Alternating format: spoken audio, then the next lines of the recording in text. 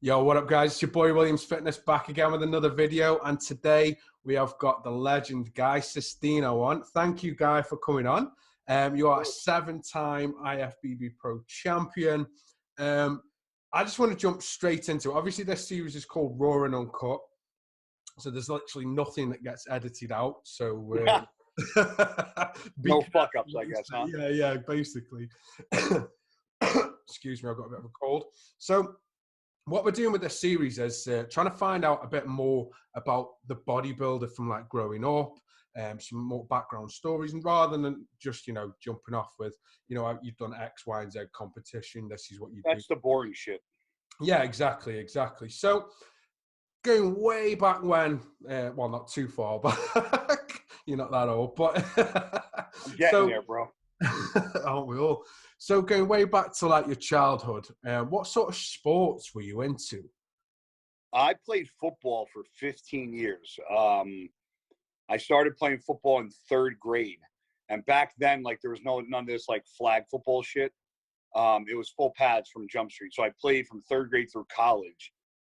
That was like obviously everybody played T-ball at a real young age and all that. But my main flagship sport that I held on to was football from 3rd grade through, played up through college.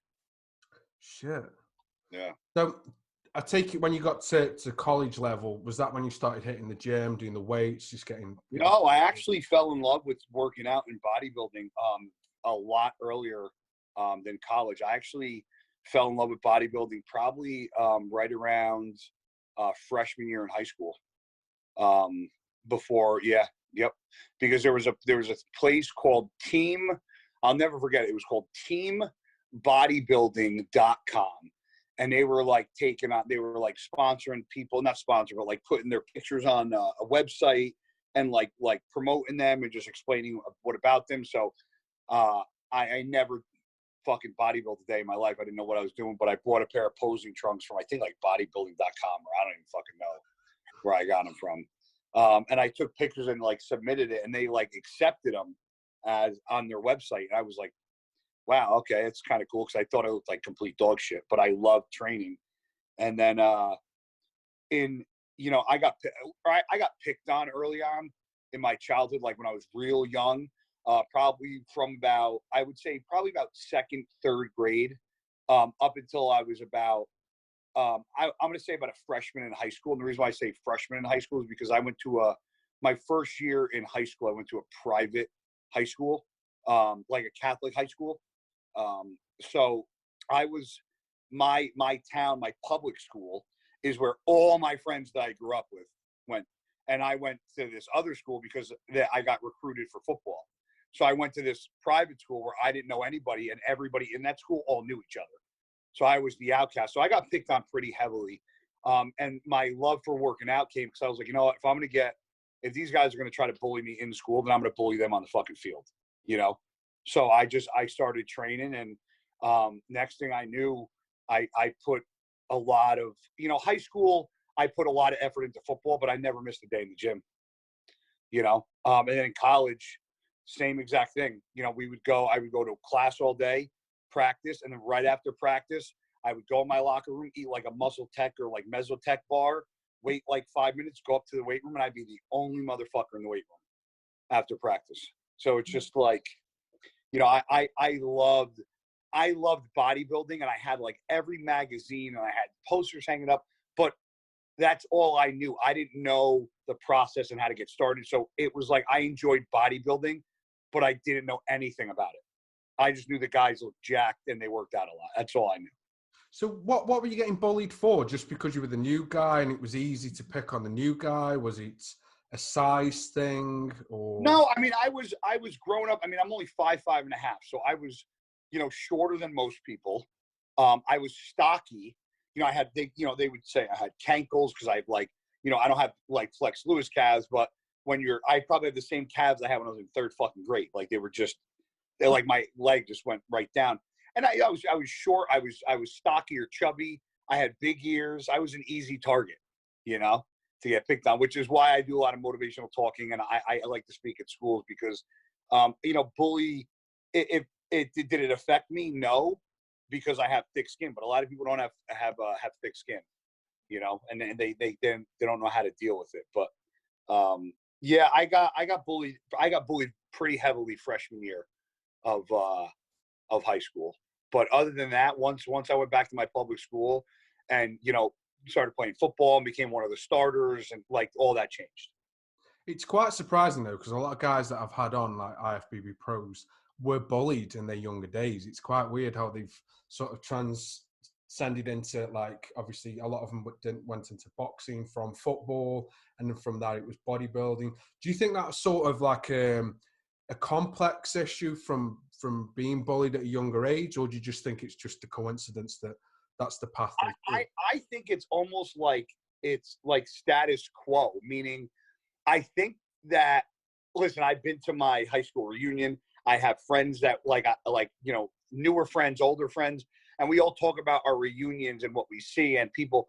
And it seems to, the general consensus seems to be that all the people that were like up here in high school and like were like popular and had all the friends and blah, blah, blah. And then the people that got like bullied, it's almost like a shift, because it's like these people that were up here in high school and that everybody looked up to, and the people that were down here, it's like now in the successes of life, it's like completely, I got a phone call. I don't know what just happened. Sorry about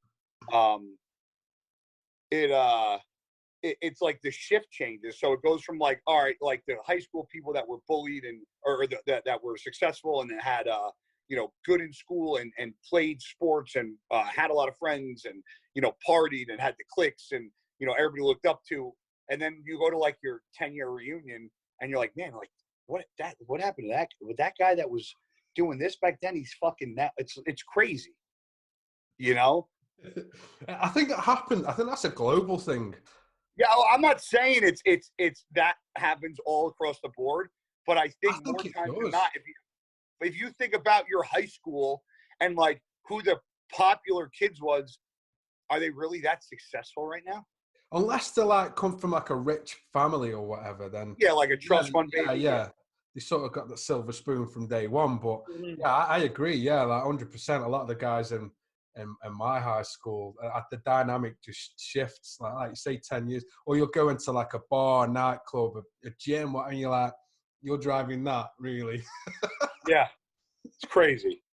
So obviously, from that to college, who were you looking at bodybuilder wise? Who was sort of like mentoring you, motivating you, whether it be mentally from a magazine, or was it just I had, dude, nobody. When I tell you, I grew up in a pretty big town. There was no bodybuilders in Jersey. Like there was nobody. Like I didn't know anybody. There was no coaches. There was no other bodybuilders. People were trying to get me to do powerlifting because, you know, there was more people that knew about powerlifting than bodybuilding. But, you know, as time went on, I really liked Lee Priest. Danny Padilla was one of my old ones that I really used to like, the OG giant killer. Yeah. Lee Priest, Dexter Jackson coming up, Branch Warren. And there was a couple guys that came and went. Like, I don't know if you remember a guy by the name of Caprice Murray. He was like a shorter, he was back then they have 212, short black guy, bald head. But he had such an amazing, I think he something happened with him health wise. But if you look up Caprice Murray, like I fell in love with people's structures, because back then you didn't have the YouTubes and the internet to see like their personality and their training, unless you bought like a VHS Battle for the Olympia. And but my number one physique that I loved watching was Kevin Levrone. I thought his physique was just gorgeous. I think that matched with his posing routines. Just yeah, especially from that golden era, if you want to call it. Yeah. That. So moving on from that, then, and obviously you just touched on social media, and obviously now you can reach out personally to your fans. There was one thing I wanted to touch on, which was I noticed, I'm not sure if it was about a week, 2 weeks ago, you did a post on dealing with negativity on social media. And it was to the point, and I like the fact that it was to the point, because it was a case of what you said can be applied in life. It wasn't just a social media thing, like this globule thing you were trying to like target in on. It was like, you're going to get shit talkers anywhere you go. You could be in a supermarket, do you know what I mean, out shopping, whatever. So how did that first come about for you with regards to like the first time you say you signed up to Instagram and you start getting shitty comments? Because I had William Bonac on, and he said like he's a good guy. He's a great guy. Yeah, he said it used to really mess with his head because he'd want to like, because obviously he likes to talk his mind, as we know. He wanted to just give each person shit. And I think he actually started to do that when he first signed up on Instagram. And then it was like, oh shit, I can't, I've got to be seen to be, this mentor or this, do you know what I mean, this idol or whatever. How did you deal with it? I'll never forget the first time people started hating on me what year was it? It was 2000. Which show was I getting ready for? I was up so it had to be 2000 and it couldn't have been, it was 2004. No. Yes, it was 2007. I was getting ready for the Metropolitans, which was ran by Steve Weinberger and Bev, and I had a show, and they did something. Tony Munchinsky was a videographer. I was still after college living in Connecticut, but I was training in Yorktown, New York, which wasn't far from Connecticut where I was, and which just so happened to be Greg Valentino. Yeah. That was the gym that he owned. Okay. Before he got arrested for so that was his gym and it got taken over, but it had all the equipment in there. So I started training there pretty consistently. And Tony Munchinsky filmed me, and then MD Muscular Development did a thing called Amazing Amateurs, and they put me on it because I was getting ready for the Metropolitans, and it was the first time anybody asked to film me. It was the first time anybody I felt any sort of recognition for anything, and I was like, I don't even know why this guy wants to film me. He obviously sees something. So I was like, yeah, whatever. He could have been a fucking pedophile back then. I wouldn't have had a clue. But he was like, yeah, do you mind if I, come? I'm a videographer. I'm like, yeah, bro, if you want. And he ended up filming me. And then they posted it on MD. And I was like, hey, where is it posted? He gave me the link. And I clicked on it. And I was like, why are these people so angry? Like, I don't even fucking know these people. It's crazy. The craziest thing about this sport is that we open our lives up to so many people and give them insights into everything we do. And they base an opinion off of what they see on social media. Like, to say you actually hate somebody because you don't like their physique, or maybe they have an extended stomach, or maybe they don't have big arms, but that's the reason to say you hate somebody, or to call them a scumbag. I get DMs, people telling me to kill myself, like I'm a piece of shit, you're a faggot, you're gay. If I ever post stuff with Flex, you probably fuck him. It's always I'm just like, man, people really waste their time hating on other people. And it's like, take the time you take out of your day wasting sending negative things to people. Why don't you use that time wisely and do something with it? Because there's a reason why you're on my fucking page.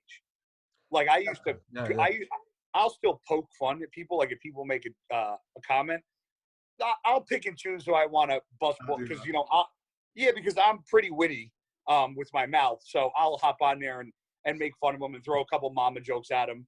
But it doesn't. I do it. I do it just to when I'm taking a shit, when I'm just bored and I just want to stir the pot. But people are like, Guy, don't let them get to you. They're just shit. And I'm like, these guys don't get to me at all. No. And I have friends, like you said, that take it very personal. And I'm like, man, if I took everything personal that people said about me, I probably would have fucking blown my head off by now. I'll have to send you some screenshots of some of mine, because I literally say, right, I've got 3 minutes, let's do this in my DMs, and I will spend 3 minutes just roasting them. I do the mama jokes. When I'm taking a shit. I had to turn off my video calling because I had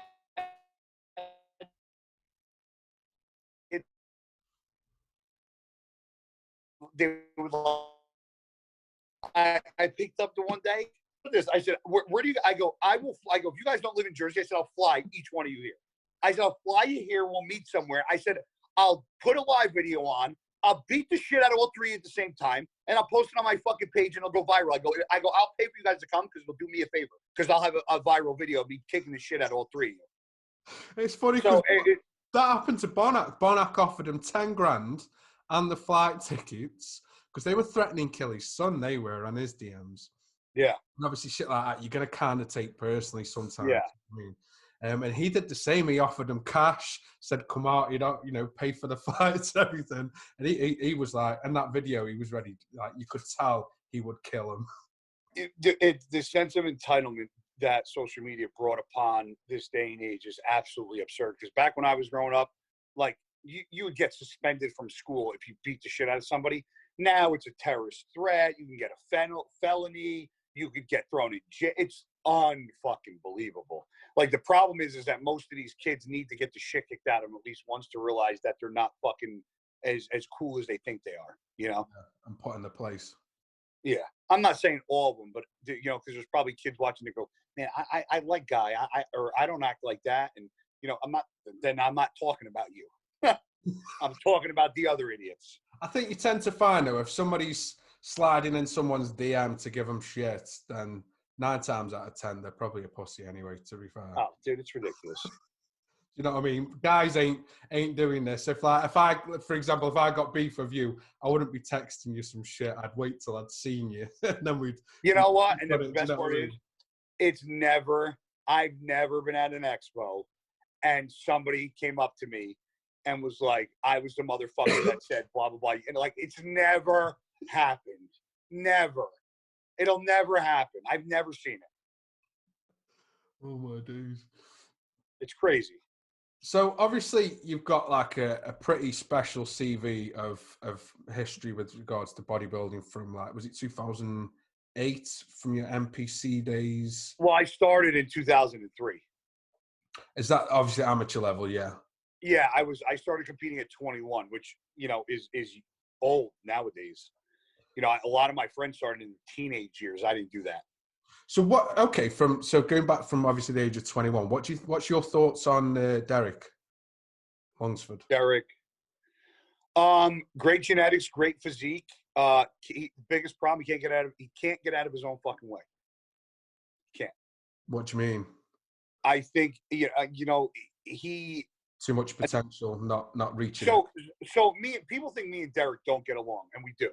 I don't hate Derek, but the problem is I'm very honest about Derek because I think Derek has a lot of potential, but I also think Derek makes a lot of mistakes along the way. He's burned a lot of fucking bridges with a lot of people. He's not at M140 anymore, or MI40 anymore. He's not working with this guy. He's not working with that guy. He's thrown jabs at people he shouldn't have thrown jabs at. At the end of the day, listen, will I ever beat Derek Lunsford on stage?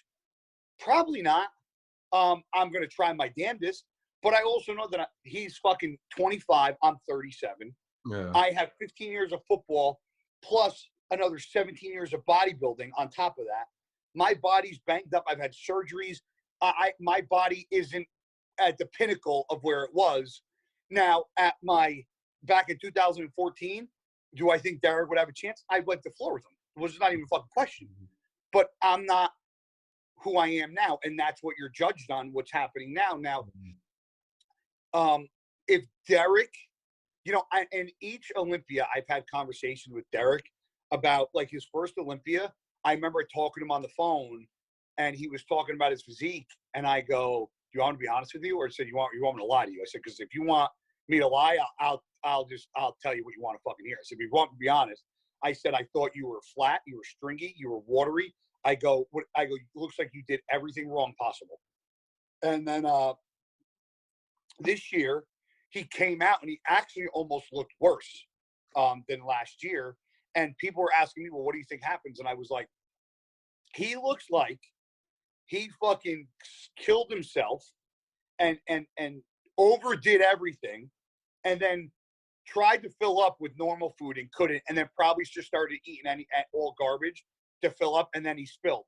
And about 2 weeks later, somebody said, on a live feed that I was doing that he was posting videos going to McDonald's the day before the show, eating apple pies. So my theory was correct. If Derek swallowed his pride, realized that the guy that brought him to the Olympia 2 times in a row doesn't know really what he's doing, because the thing is that the guy that Derek worked with might have been good to bring Derek to turning pro, but he's missing the mark with helping Derek at the Olympia. Now, if I was Derek and I wanted to be loyal to that guy, then I would say, you know what, we need to do a couple fucking test runs at shows before we jump into the O, because the only show that I'm doing is the O, and we're fucking it up.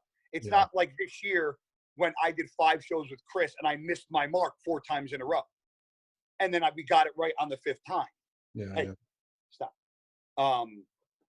And then, so I just think he needs to be more proactive,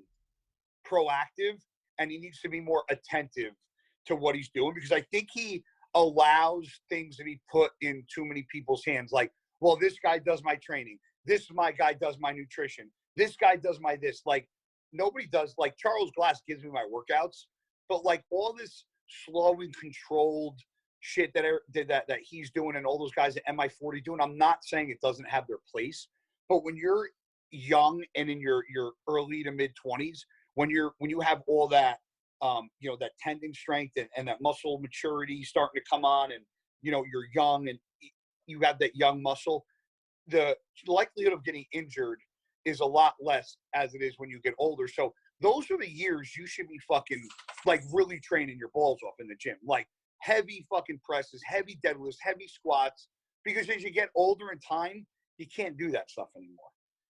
And for me, that's what built my foundation. I just think Derek needs to go back to basics. I think he overcomplicates bodybuilding, which is a very simple thing to do, but a lot of people overcomplicate it. And do I think Derek's a nice guy? Yes. Do I think Derek is a bad person? Absolutely not. Do I think Derek is a great bodybuilder? Yes. Do I think Derek has a lot of shit to figure out? 100%. Do you think it's more of an accountability thing? Huh? You think it's more of like an accountability thing? Like you say, obviously he's got a coach, he's got, his prep coach, his trainer. Do you think it's easy to point a finger if something goes wrong rather than take accountability for it? Yeah, I do, but I also think another issue is I got to fix my fucking shorts. I think another issue is he's got too many people chirping in his fucking ear. Mm-hmm. When you got a lot of birds chirping in your ear, you don't know fucking which song to listen to. True, very true. Like Chris only does my diet. You want to say hi? Chris only does my diet, and Charles gives me my workouts, but I train either by myself or with one of my training partners or my buddies if they're around. But I don't let anybody dictate my workouts as far as like, all right, you have to do this, like the curling with 20 pounds, like extremely slow. And it's like at 20 something years old, you shouldn't be training like that. Yeah. Like you should be fucking training like a goddamn animal, and I think, and it's funny because I've said that to Derek for 2 years, and it's funny now you see his posts and that he goes, now finally training, now finally doing this, now this is how to work out. It's like, dude, I've been telling you this for 2 fucking years. But it's what every time you try to give somebody constructive criticism, I don't know how Derek takes it. Derek never really comes at me with anything. I think he knows not to. But I don't really take jabs at him, but I think I give him constructive criticism. Now, whether he listens to it, I've given him business advice before. Whether he listens to it or not, a lot of times they look at us as like, oh, you're an old guy. You don't know what the fuck you're talking about. Mm. I'm like, listen, I made my life bodybuilding. I don't have a 9-to-5. It's frustrating for you to watch somebody with not just the genetics, but the potential. Dude, I shot my dick off to have fucking his genetics. He's got great genetics. He's got it's incredible. He's one of the most pleasing guys on the stage. But when you have genetically, like, he's not like a Phil, where Phil's genetically gifted, and if Phil's off, he still looks phenomenal. Derek's genetically gifted, but if he's off, he looks awful. You know, and listen, like me, I'm not genetically gifted, but if I'm 2% off, if it's 100%, I'm winning most shows. Okay, you know, not Olympias and stuff, but like most regular shows, if I'm 100%, I'm winning still to this day.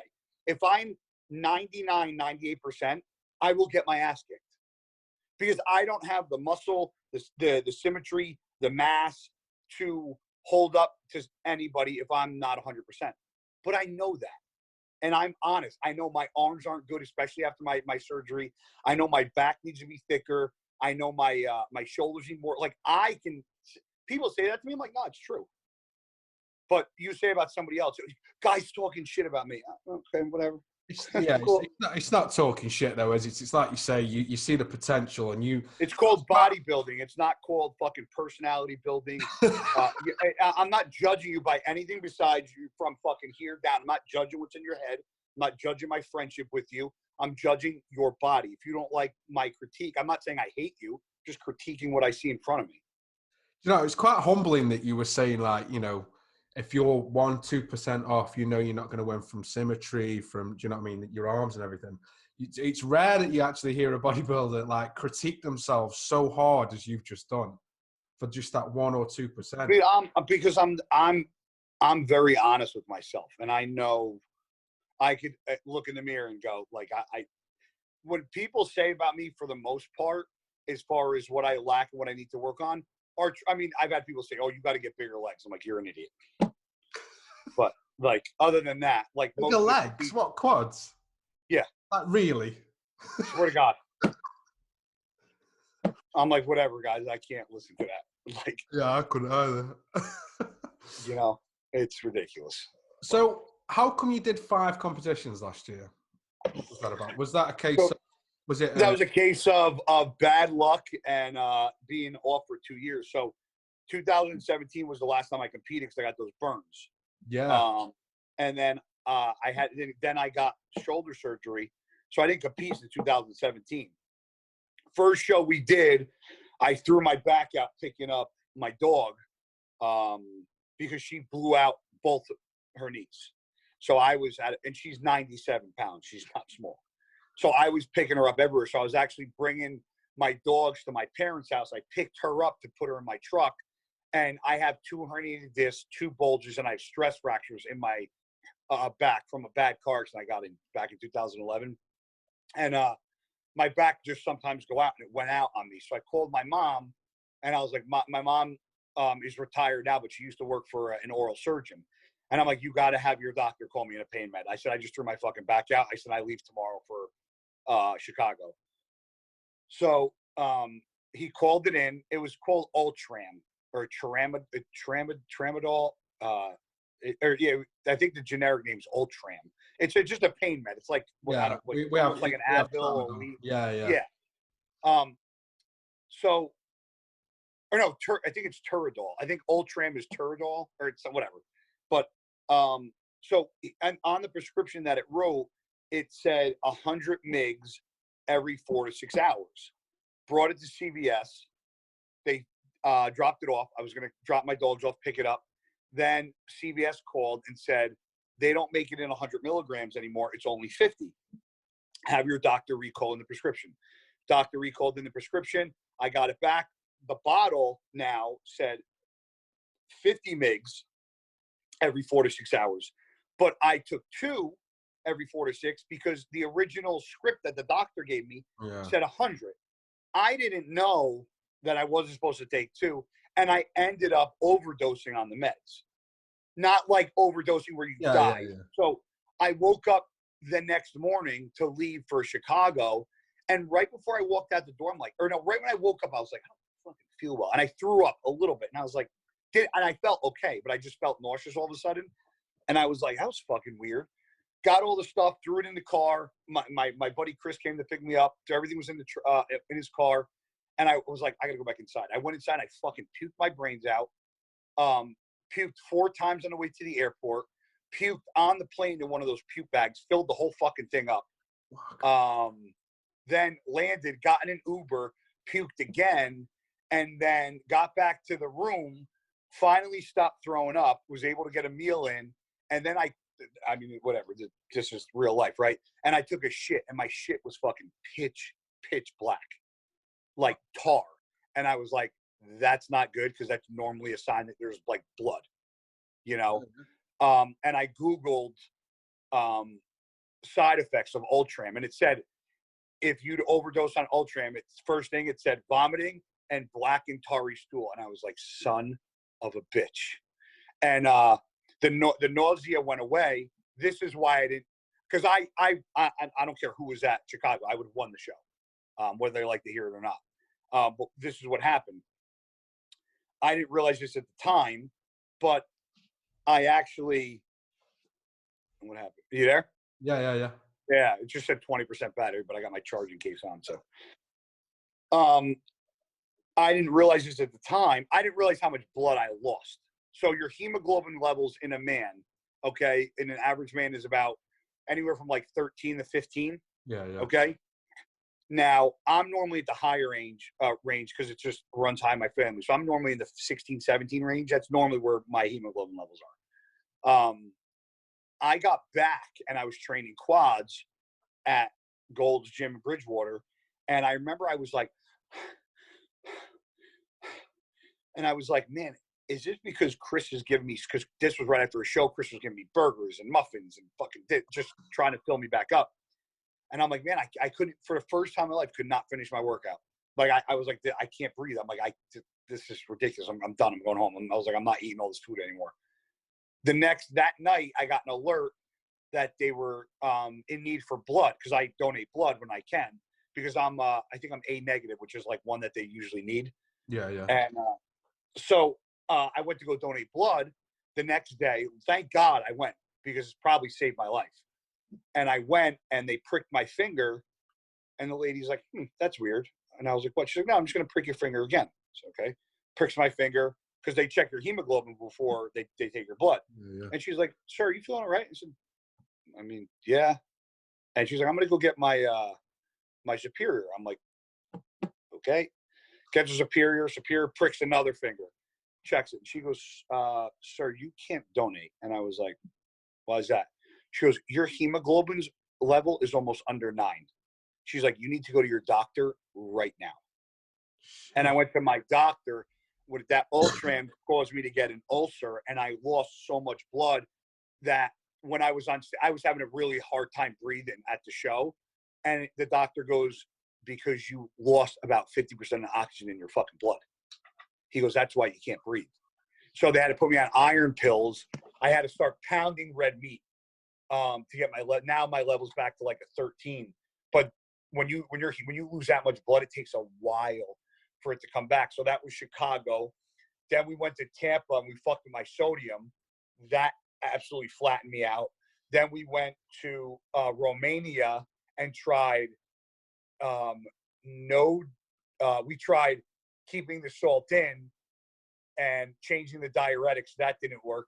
Then I went to California and we said, all right, we're not going to do any diuretics. And he had me like, I was sipping like a little bit of black coffee and vodka with each meal as a diuretic. Yeah. That actually backfired because I really never drink. And I ended up sweating out all the alcohol on stage. Like, it was just, I was pouring sweat. So then we went back to the drawing board, and I had 6 days from the time Cali was till the time Niagara Falls was. And he literally, after California, Aceto goes, he goes, I already know what we're going to do. He's like, I figured it out. And I go, what? He's like, just trust me.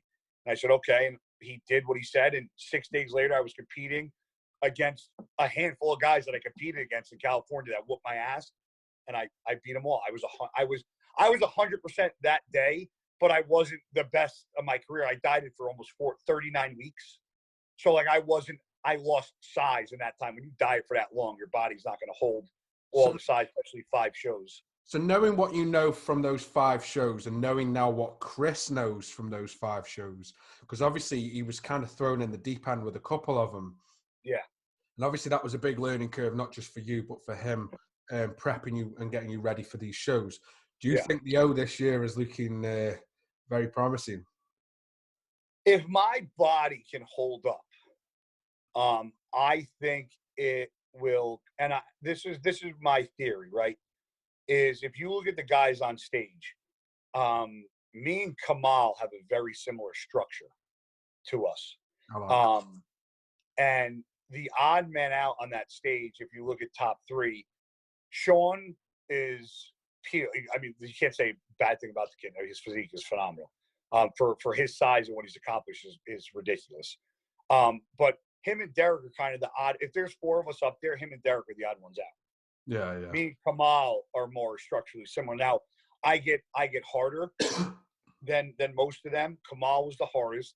I get way harder than Derek. I've switched next to Sean. Sean's the last time I competed against Sean, which you can say he beat me, was the one when I left the New York Pro and I got burned. Yeah. That was the last time I competed against Sean. Up until that point, Sean's never beat me. So seeing Sean taking third made me feel good because I was like, man, me and Sean have got head to head, and I've beaten him, many times. And see him take third, I was very happy with Sean. Me and Sean are friends, but I was also like, that makes me feel good. But I also know that I'm battling injuries, so if I can take this off season and put on the mass that I need, and I come in the way I should, I think I should definitely be one of the front runners. So where do you think you need to put the size on? Is it an arms issue or arms, shoulders, back? Yeah. So take it Charles is putting the program together for. Charles gave me that workout split that he just gave me that yesterday. Yeah. And we're changing things up. He feels, as does me and Jay Cutler are very close. Jay helped me with a lot of things. Me and Jay are very tight. We talk every couple days. And Jay, Aceto, and Charles all said the same thing. Jay thinks I do too much in the gym. I train too hard. He thinks I need to back down on the volume, rest more. So now Charles is backing off on the volume. So instead of doing I did back last night, right? So this is what I did for back. I did 3 sets of lat pull downs, low though. So sitting but pulling them down under your chest for lower lats. Yeah. I did 3 sets of that, 3 sets of T-bar rows, 3 sets of close grip pull-ups, 3 sets of bent over barbell rows, 3 sets of seated rows with the cable with the rope pulling it out, and then 3 sets of rack pulls, and then I did 3 sets of barbell curls, 3 sets of single arm preacher curls. Now normally, all where it was 3 back, like all the exercises were back, it was 5, 6 exercises, 3, 3, 3, 3, 3, 3. Normally it's like 5, 4, 4, 5, 4. It's a lot more volume. Yeah. So he's trying to cut my volume back, but he also took my reps from 15 to 12. Now it's 8 to 10. Yeah. He wants me to go heavier with less reps, with less amount of time in the gym. So I'm like, all right, whatever you say, boss. He knows what he's talking about, to be fair. He can't argue with you, really. No. So, obviously, you do online coaching yourself, don't you, on your website? Yeah, I don't promote it like everybody else because, honestly, dude, I don't do $100 a month fucking coaching gigs. I mean, that's not worth my fucking time.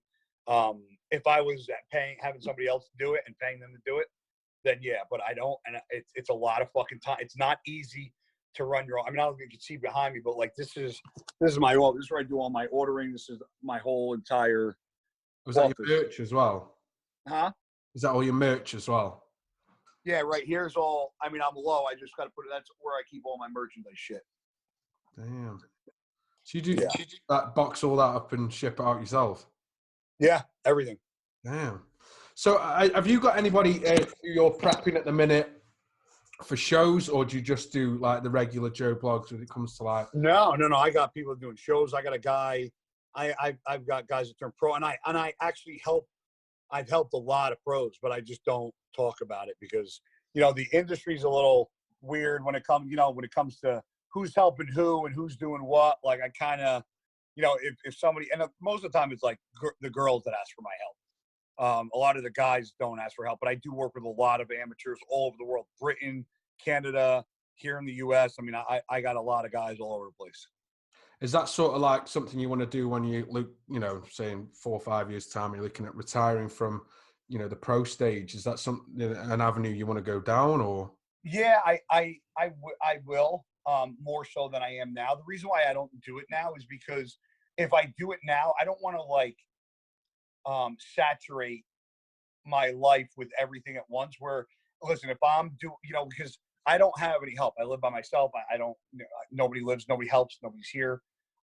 So for me, if I added in a ton more clients now, I between my work schedule, as far as like work, meaning bodybuilding and traveling and appearances and, me training for the Olympia, like it's just too much. So if I don't push training that hard right now, when I retire in the next couple of years, then I can put more effort into my training, for training other people. So you obviously want to keep the consistency and quality on your actual day-to-day work now, rather than obviously have a shift by focusing too much energy elsewhere. Yeah, because I mean, my day-to-day is I'm pretty fucking busy. Like, and I haven't really been doing much the past month and a half, because January, February are my slow months. Like, I don't really do much. I was in Florida once already, and I got to because I was there for an appearance for Tony Setmanot, Real World Tactical on Instagram. He opened a gym in Miami, Florida, so I did an appearance there for him. I got to go back to Florida this weekend for another appearance in a seminar with PJ Braun at another gym, and then I'm home for a week, and then it's the Ohio. I fly out Thursday before the Arnold, have an event that night, then the Arnold to Friday, Saturday, Sunday expo, and then back home, and I'm home for a week, and I'm supposed to be going to Australia the following week for a distributor. So it's like once March comes, it's like rapid fire, so it's like if I took on a ton of clients, like they would be the ones that wouldn't be getting 100% of me, and that's not fair. Okay, so moving on straight to the O, and then we'll wrap up with some fan questions, if that's cool with you. Yeah. Who have you got your eyes on for beating at the O? Who am I going to beat at the O? Yeah. Every fucking one of them. Thank you. Finally. Listen. If you get a bodybuilder on here that doesn't say that, they have no business. If you ask a competitor in any sport about a competition and what they feel the outcomes is, if they don't tell you the outcome is that they're going to fucking win, they have no business competing. It's funny you should say that, because Patrick Moore just wants to beat Cedric. Fuck, that guy's got so much potential. I have him as my fucking dark horse. I said the same to him, and I'm a Bonnet fan. I thought he was the most the most overlooked bodybuilder at the he walked on. I did an interview with RX Muscle, and they said what, and I go, what they said, what was your first impression when you saw Patrick Moore? I said, could easily be one of the next future Mr. Olympias. I go, without a doubt. 100%. But you see, he's got, like, and I'll tell him this when I see him. You can't have that. I just want to be on that stage, and I just want to, share the stage with everybody. Yeah, like if I beat that guy, like I'll be happy. No, you want to fucking be shaking Arnold's hand, like fuck beating one guy. It's true. So I've got 3 fan questions. Some I've had to delete because you had some dodgy questions. Why? What were? I'll text them. There was some gay ones. There was some gay ones actually. What the hell? Do I give off that vibe? One wanted to know if you were. What was it? Is it fans only or only fans or something? Wanted to know if you were going to set up one of them. Really? Do you know what that is? No. A lot of women do it. Like these Instagram models will set up these. Basically, you click on it. You have to pay a monthly subscription to see their tits or arse, and they want Stop it. I swear to God, loads of women do it on Instagram. Yeah, you know, when you bio, like me and you've probably got, I've got YouTube, you've probably got like a sponsor they click on or your website. Yeah. A lot of these girls, it says, I'm not sure if it's only fans or fans only. You click on it. Chanel was telling me about, you know, Rich Piana's ex. Yeah. Yeah, because she's got one and they pay like $5 a month, you can see some boobs. If they pay like $10, $15, they can see a bit of ass. And then if they pay more and more, and these like go up in like silly amounts of money, so you can pay like $500 and have a private video of a girl playing with herself or something. It's crazy, mate. You're in the wrong thing, mate. Fuck bodybuilding. So I gotta set a website up and just have dick Just pics wake up in the uploaded to it. morning, jerk off, record it. Let me tell you $100. man, if that's what my life came to make money, man. Mate, There is something to be said about hard work. That's all I'm gonna say. Right, some of these questions I'll jump into them. Would you listen, rapid fire them. I'll if they're weird, I won't answer. I'll be like, would you ever switch to the open like Flex Lewis? I've competed in the open twice. Last time I competed was 2016. Was the year that I did 2 shows that year. The first show that I did was the Arnold Classic Australia. I took 5th. That was the year Dallas collapsed on stage, and me and the promoter caught him. So I have done open, plays pretty well. The way my body is now with age and injury, I'm probably never going to be over 212. Yeah, just makes sense. Is that saying I won't jump into an open show? No, I would easily jump into an open show because it's more fun to be an open competitor because there's no stress. It's like a win-win because if I get my ass kicked, people are like, he's a 212 guy. If I win, they're going to go, holy shit, a 212 guy won, or beat a bunch of open guys. So either way, it's a win-win. I don't give a fuck. Someone's put, how did you get awesome quads? I guess being Italian and short.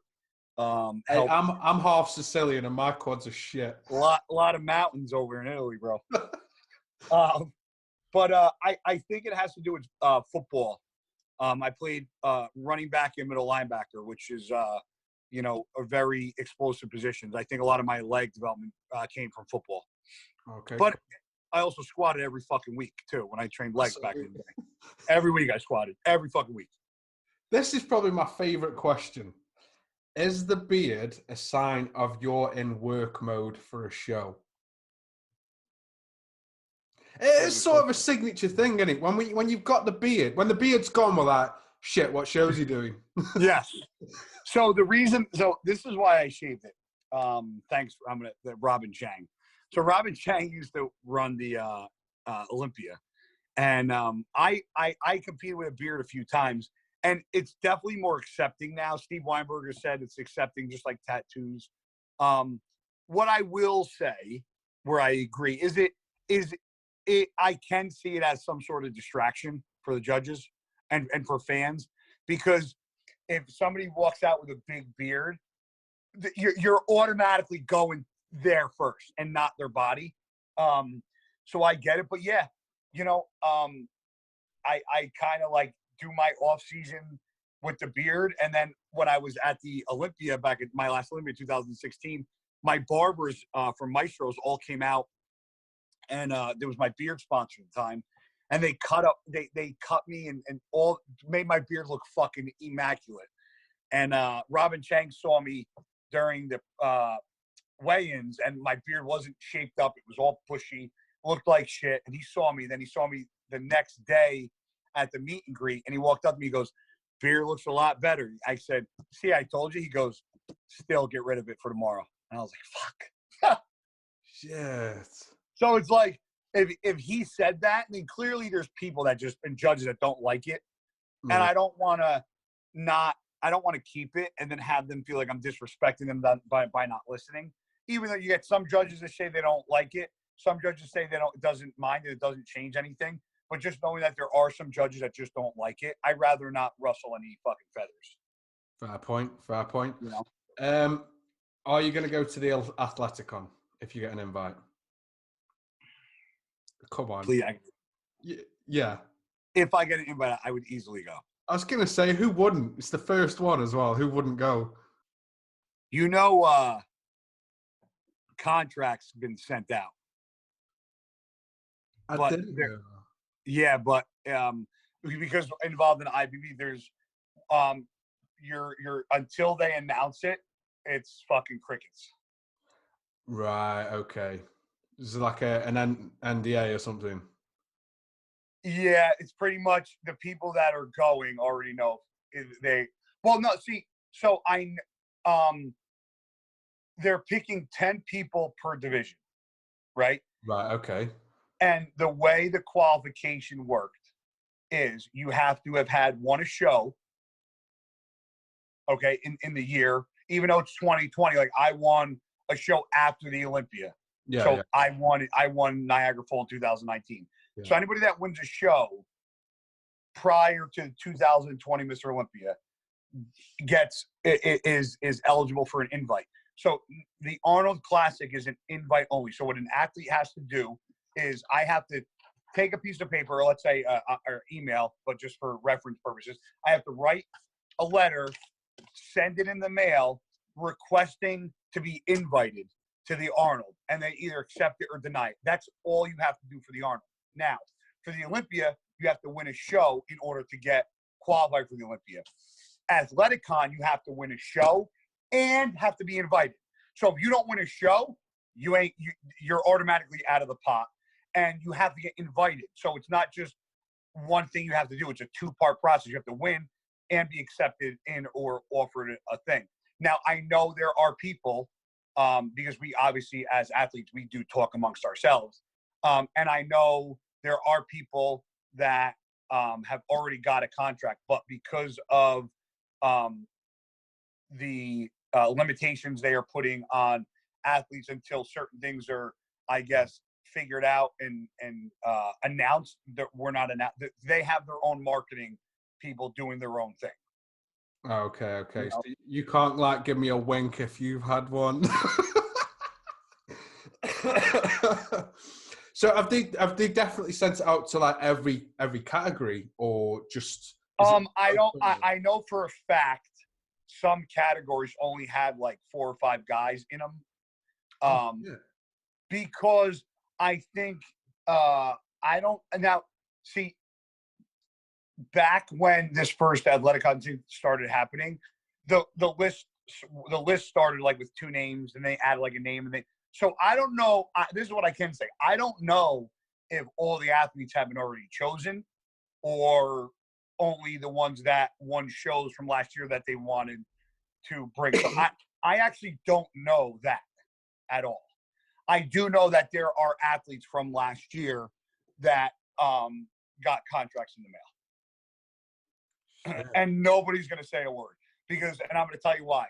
Because this is going to be a very interesting year. I think having The Rock show 3 weeks after the Olympia, and having anything The Rock touches turns to gold. So I can't see this being a slump. Like, I can't see it not going well.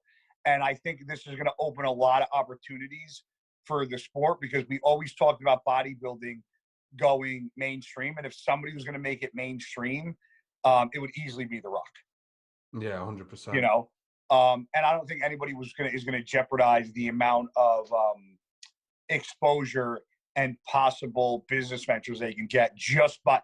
Now, that's a stage. If you just grace, you're probably going to get opportunities, because I can't see this like not being aired somewhere on TV or 100%. or broadcasted or live streamed, or and I know it's going to be pretty cool. I know they're putting a lot of money behind it, a lot of backing, and they got a lot of big names behind it. And I know ins and outs, because in the industry you have an ear up to everything, so you kind of get little trickle down information here and there. So I would say I would say probably beginning of March, there should be more information. Is this why Philippe isn't announcing his Olympia until the end of February? Because that's what he's told Patrick. Do you think that's probably why? You know that emoji? Yeah. We'll start to add up now, innit? I will say this. I don't know about the Phil thing. I can make assumptions, but I don't know. But what I can say is, I think Phil would be. I'm not saying Phil's stupid. I think Phil would be dumb to not do this. Not to do the O. No, I think it'd be dumb for Phil to not do the Athleticon. But the problem is, Athleticon isn't the same as the Olympia. Yeah. So the rule is you have to have one a show. It doesn't say Mr. Olymp, like all Mr. Olympias get an automatic invite, or all Mr. Olympias are, are. So I think if Phil, this is a guess. Well, if Phil, go on. I think if Phil wants to do Athleticon, he has to either do a show and win, or do or they're probably going to tell him you got to do the Olympia first. Oh shit! But I will almost guarantee he doesn't compete at Athleticon unless he competes in something else. Oh, I didn't even think of it like that. You just give me a new video idea now. Well, because think about it, because the Olympia and Athleticon have nothing to do with each other, and they have their own set of rules. Yeah, 100%, yeah. So if their set of rules, you have to win a show. You have to win the show from after the Olympia till the Olympia the following year. How bad is it going to look though if he's got to win, he goes to the O and loses, and then can't get to the Athleticon? Yeah. You know what I mean? Shit. He's fucked then, isn't he? No, but I'm going to tell you this though. Because Athleticon is being put on, it's going to be it's going to make the Mr. Olympia that much more interesting. Because now you got Flex. Listen, Flex is doing the O. Yeah. Big Ramy's coming back. Yeah. Brandon Curry, Bonac, Dexter. I'm sure if Roden stuff gets straightened out, he'll be back. So you and then Phil, that Rock show being put where it is going to bring I think people out of the fucking woodworks for the O. Yeah. Oh, it's going to be saucy. Who's your predictions for Ohio then?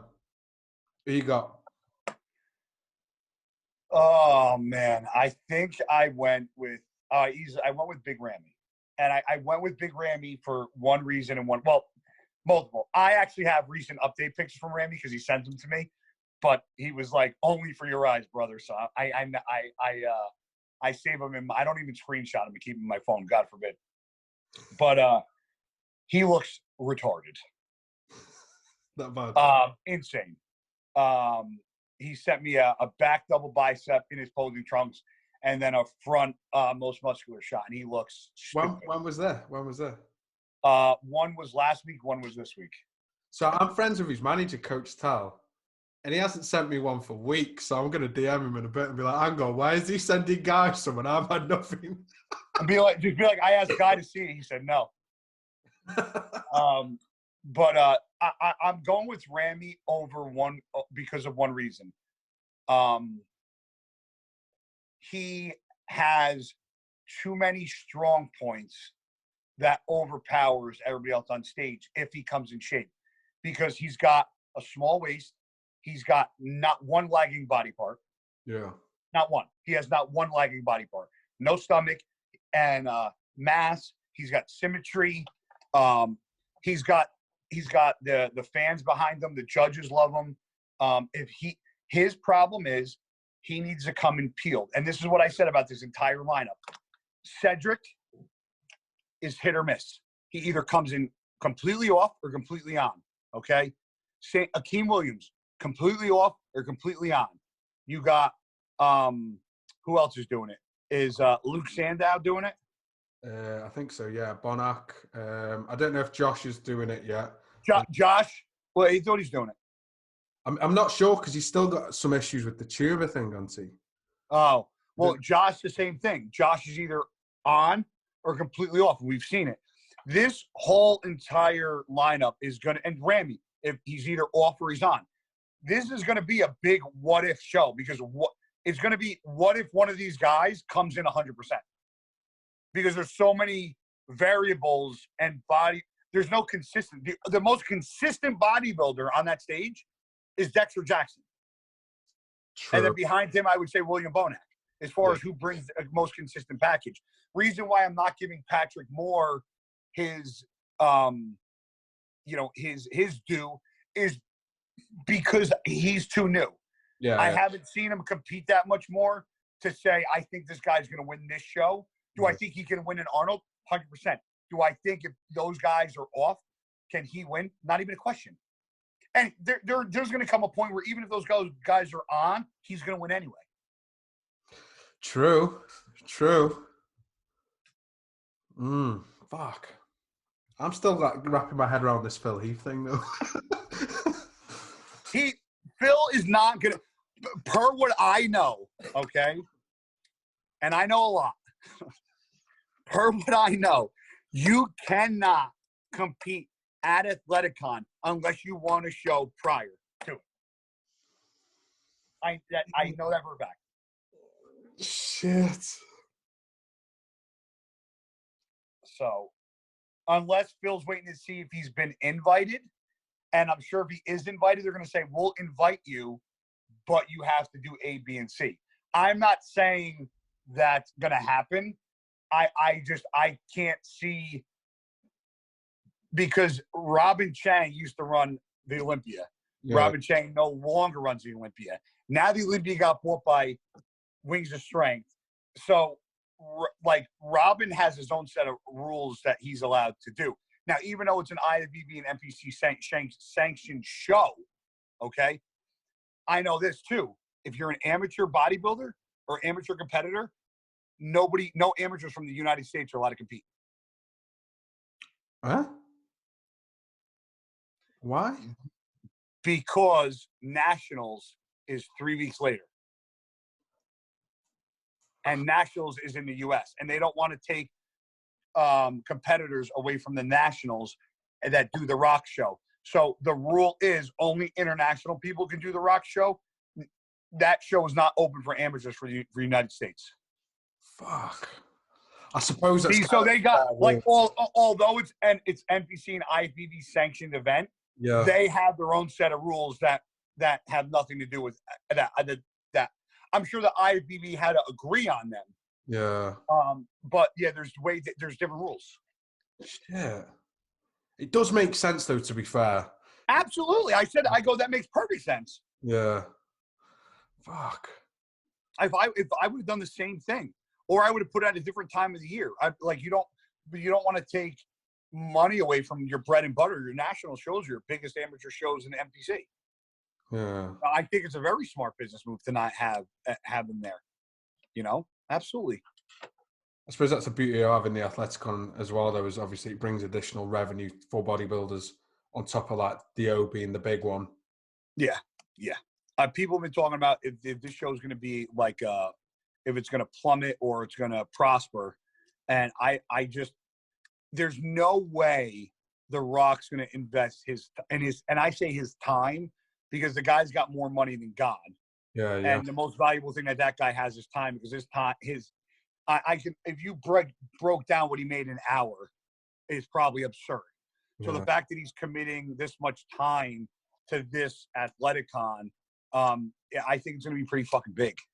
I just hope the money filters down better rather than having just big stupid quantities for like first, second, and third. Well, I know that I know that they're matching Olympia prize money for first place. Yeah, is they're matching prize money. Is that on across every board? Nice. Because I was told that they actually wanted to do a lot more than that, but because the Olympia is the most prestige show in the bodybuilding world, they wouldn't allow any shows to be higher paid than the Olympia. Now, that was this year. Can things change? absolutely. But that's what I was told. They could still filter more money down to everybody else, though, because I think everybody. Listen. I don't know how you justify paying the open guy $400,000 and the 212 guy winning first place at 40. You can't tell me that the open class brings that much higher of a percentage of people to the show than the 212. Nothing. You can't show me.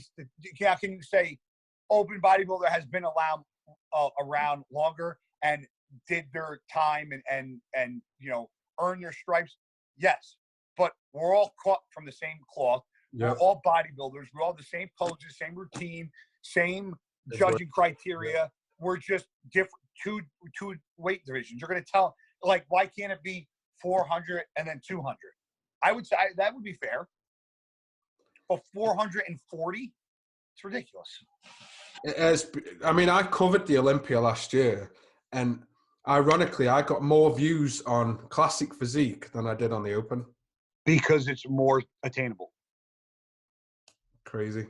Reason why people like me, or obviously there's a lot of people that don't, but I think the people that like me or follow me or fans of mine are that simply because, hold on, I'm gonna make sure my phone is I'm gonna charge it for you because it's in a battery case. I don't want it to fucking die. There we go. I feel like people can relate to me because I don't have good genetics. My genetics are nowhere near anywhere that should be even in a bodybuilding show. But my hard work and dedication got me to where I got to. And I think my physique is more obtainable than somebody like a freak like Ramy's. And I got to where I got to, not because of genetics, but because of the work ethic. And I think a lot of people can relate to that. And it makes the dream or the goal more attainable when they see somebody of a more like normal structure do what I do. That's a good way of putting it. So I think we'll sign off there, brother. You got it, bro. Guy, thank you so much for coming on. It's been an absolute pleasure and dropping wisdom bombs left, right, and center on me. When are we going to... So obviously you're going to do the O. Maybe we should get you back on before then. You let me know, bro. Well, I think... Or when obviously these contracts drop, you can come back on and you could be like, I told you. Yeah. If I'm one of them, I'll come back on. Oh, okay. Wink. Yeah. All right, Guy. Thank you so much for coming on, brother. It's been a pleasure. All right, bro.